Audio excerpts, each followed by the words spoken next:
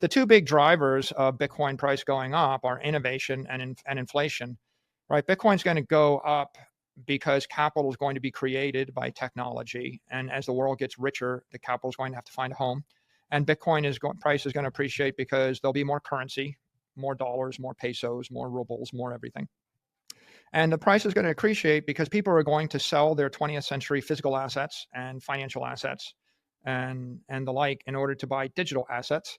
And that trend is going to accelerate as people get educated, because why would anybody want to own a warehouse in the middle of Africa when you can own the equivalent amount of Bitcoin? They're all going to trade when they can.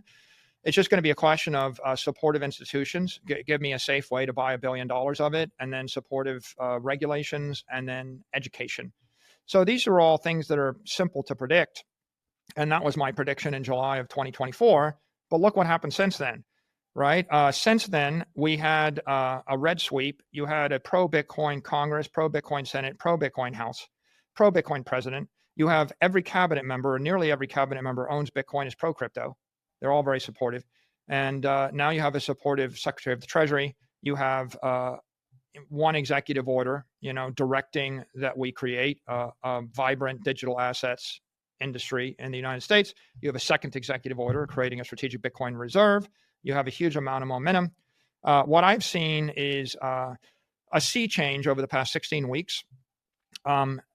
Most conventional investors and traditional investors everywhere in the world that were not interested or afraid of this asset class, they have all flipped their view to being very curious.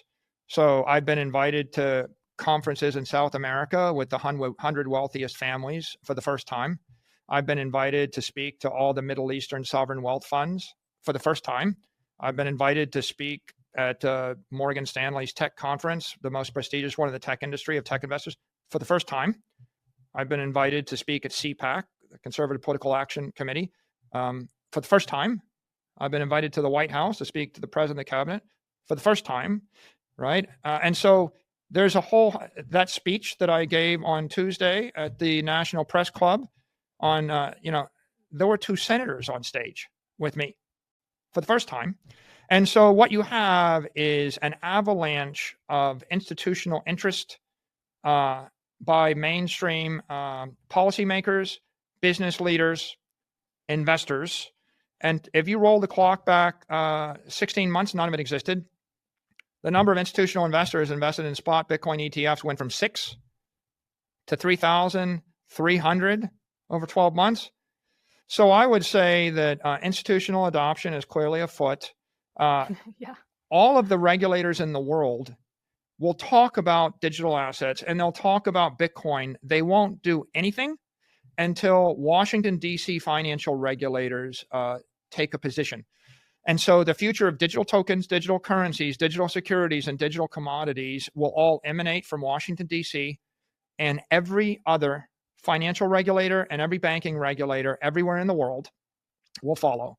And I'm not just talking our allies, the Brazilians, the Emiratis, the Europeans, our enemies or our quasi-enemies or our frenemies, the Chinese, the Russians, everyone is going to copy the taxonomy and the principles that are set in the United States. And I'm not speculating. I'm telling you from first-person knowledge because I talk to them. I'm saying I talk to people in South America, and they say our banks will not embrace this until the U.S. does it. And so the entire industry has been frozen up until November 5th. And on November 6th, we thought things might get better.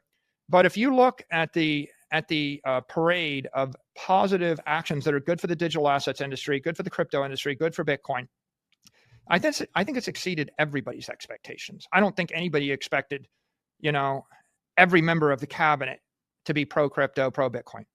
Every member of the cabinet. There isn't any, it's one thing to say, well, we elected a president that stopped suing us, right? Ended the war on crypto. But we went from a war on crypto to every crypto enforcement action getting unwound day by day to now a very, very positive, not just positive in an ambiguous way, positive in a decisive way. We're going to do this. We're going to do this week. Next week, we're going to do this. In 6 months, you better do this, right? That I think is a reason that everybody in the industry ought to be feeling very optimistic, because these are the most auspicious developments in the last 12 weeks that have happened in the entire history of the industry.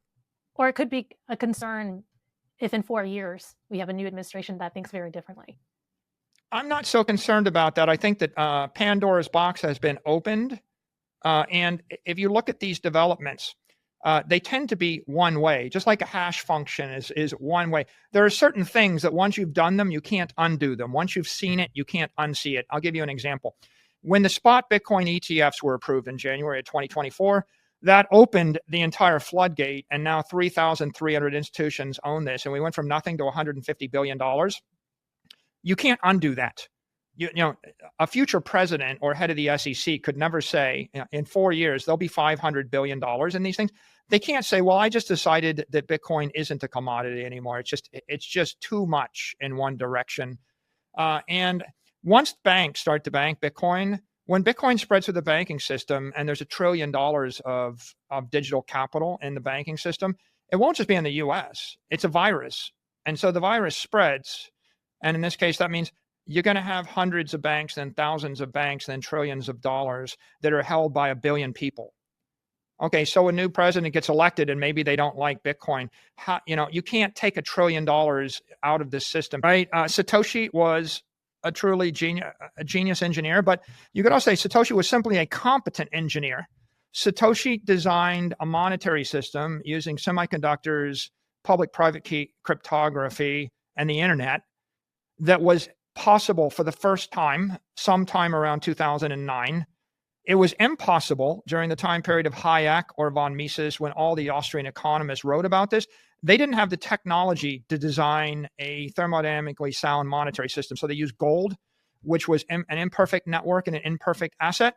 It's kind of like Da Vinci and Michelangelo, or maybe Newton, and Leibniz. They're genius scientists and they want to design an airship.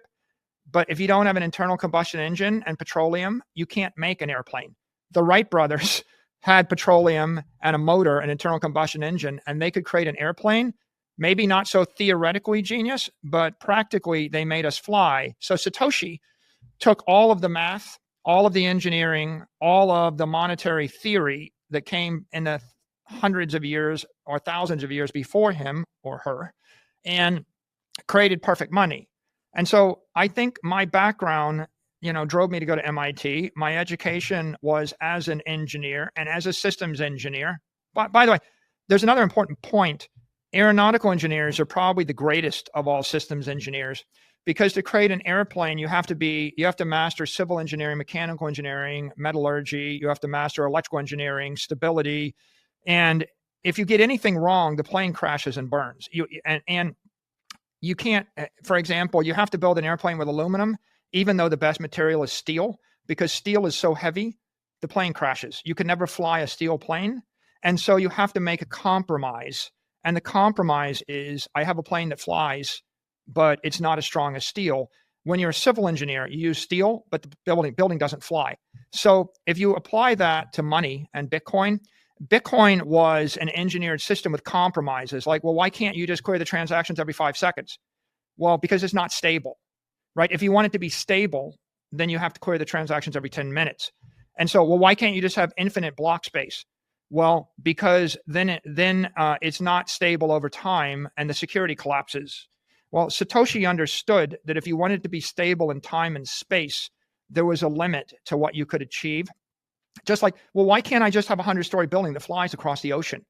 Well, a civil engineer wouldn't know why you can't, but an aeronautical engineer would be able to explain exactly why you can't fly a 100-story building across the ocean, right? And so my background, I think, caused me to look at Bitcoin and appreciate the beauty of the engineering. And whereas someone that doesn't have an engineering background might say, well, I'm just going to hack together something which is smarter, faster, quicker, and easier, and you end up with all the other altcoin experiments.